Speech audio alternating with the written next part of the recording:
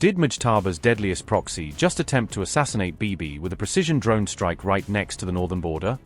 A Hezbollah drone locks onto Netanyahu's location during a frontline visit, forcing the Prime Minister into a shelter as the sky over Shlomi turns into a potential kill zone. A major Israeli security failure is laid bare as Hezbollah's drone terror continues, exposing how vulnerable even top leaders and senior commanders remain on the northern front.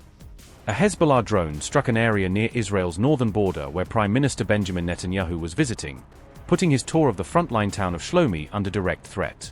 The incident occurred as Netanyahu inspected the area near the Lebanese frontier, highlighting how even high-level visits are now exposed to cross-border drone attacks. When warning sirens sounded during the visit, Netanyahu was quickly moved into a shelter, briefly halting his program and underscoring the urgency of the danger. In a separate strike, another Hezbollah drone reportedly targeted the commander of Israel's northern front, aiming at a senior figure in the IDF's Lebanon campaign. The drone exploded near the vehicle of Northern Command Chief Rafi Milo during a field visit inside southern Lebanon, suggesting Hezbollah had tracked his movements. Several senior Israeli officers were said to be in the area at the time of the blast, raising serious concerns about the security of top military leadership close to the front. The UAV hit the site only moments after Milo's command vehicle left, turning the attack into a narrow escape that still exposed gaps in timing and protection. Hebrew-language media described the episode as a major security failure for Israel, pointing to vulnerabilities in both intelligence and air defense against drones. Many details of the strike remain under military censorship, meaning the full picture of what happened and how close Hezbollah came is still not publicly known. The incidents come as Israeli officials voice growing concern over Hezbollah's expanding drone capabilities, which can reach sensitive sites with little warning. Commander Milo recently acknowledged that Hezbollah has rebuilt its military strength faster than Israel expected, adding weight to fears about the group's resilience. According to the IDF, 1,243 Israeli troops have been wounded so far in the Lebanon campaign, reflecting the high cost of the prolonged fighting on the northern front.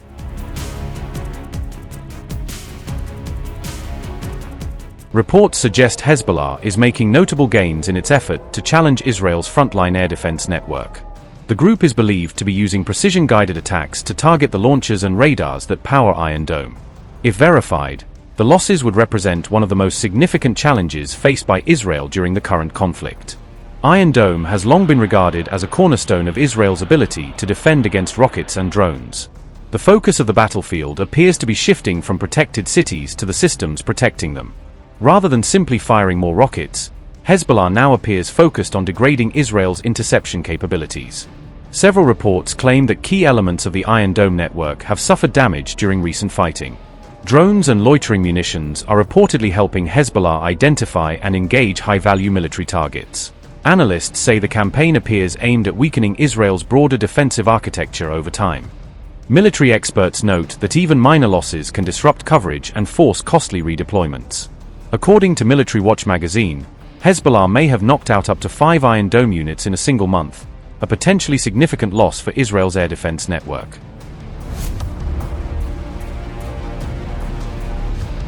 Any weakening of Iron Dome could place additional strain on the broader network protecting Israel from rockets, drones, and missiles. As gaps emerge in frontline defenses, higher-tier systems may be forced to intercept a larger number of incoming threats. Analysts believe Hezbollah's campaign fits into a broader effort by Iran and its allies to challenge Israel's military edge. Military experts warn that degraded air defenses could increase the chances of drones and other threats reaching their targets. Amid fresh turmoil over the proposed ceasefire, Hezbollah has flatly rejected the US-backed Israel-Lebanon framework and warned that its armed resistance will continue. On June 4th, the group publicly dismissed the US-backed Israel-Lebanon ceasefire framework, signaling that it does not feel bound by what diplomats have drafted. The Iran-backed movement declared that any acceptable deal must start with a full Israeli withdrawal from Lebanese territory, not just limited redeployments. According to regional reports, Hezbollah informed President Joseph Aoun of its opposition to the plan, ensuring Beirut's leadership cannot claim broad national consensus. The group has also demanded a package including reconstruction, the release of prisoners and the return of displaced residents to their villages before it will accept any deal.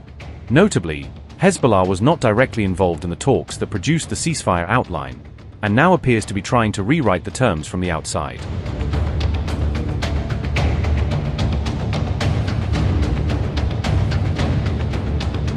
Hezbollah's chief, Naim Qassem, has slammed the proposal as humiliating for Lebanon, saying it fails to respect the sacrifices of those who fought. Qassem argued that the plan is designed to achieve through political pressure what Israel failed to secure through war, namely Lebanon's submission and the disarming of the resistance. Naim Qassem said, and I quote, "The result of the direct negotiations, which are futile, humiliating, and disgraceful for Lebanon, and which are rejected in their entirety by broad segments of the Lebanese people, came in the form of the Washington Declaration, which outlines the basic principles through which the United States and Israel seek Lebanon's submission to the project of Greater Israel. Making the disarmament of the resistance the primary objective and starting point of any agreement means executing Lebanon's source of strength. It constitutes an existential threat that could lead to the annihilation of its resistant people. It is a declaration aimed at destroying Lebanon, destabilizing it, and creating internal strife among the Lebanese in Israel's interest, allowing Israel to obtain through politics what it failed to obtain through war. This declaration is a roadmap for the annihilation of part of the Lebanese people and the subjugation of the rest. To place the security track under the slogan of a supposed ceasefire, interpreted as requiring Hezbollah to stop firing, resistance fighters to leave the south. While aggression continues under military pressure, is surrender, defeat, and the realization of the enemy's objectives. It is like Satan dreaming of entering paradise. We are concerned only with ending the aggression completely, achieving a ceasefire, and securing Israel's withdrawal. The ceasefire must be comprehensive. There can be no division between the south and the rest of Lebanon, nor can the Israeli enemy be granted freedom to kill throughout Lebanon. We have given no commitment to anyone that we will refrain from resisting aggression or responding to it.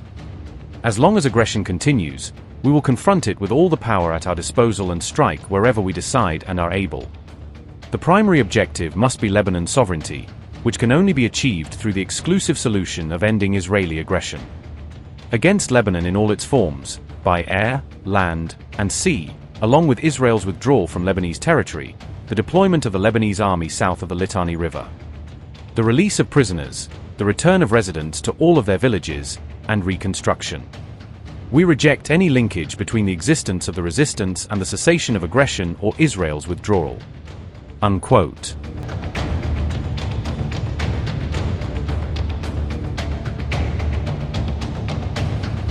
On paper, Israel and Lebanon have agreed to renew a ceasefire if Hezbollah halts attacks and pulls its fighters back from the frontier. The US brokered plan envisages Hezbollah vacating a defined strip of South Lebanon and accepting so-called pilot zones, where only state forces can deploy. The idea is to create army-only security zones where no non-state actors can operate or bear arms, effectively pushing Hezbollah's units further north. A joint statement promises more talks in the coming weeks and speaks of moving toward a comprehensive agreement once the initial steps are in place.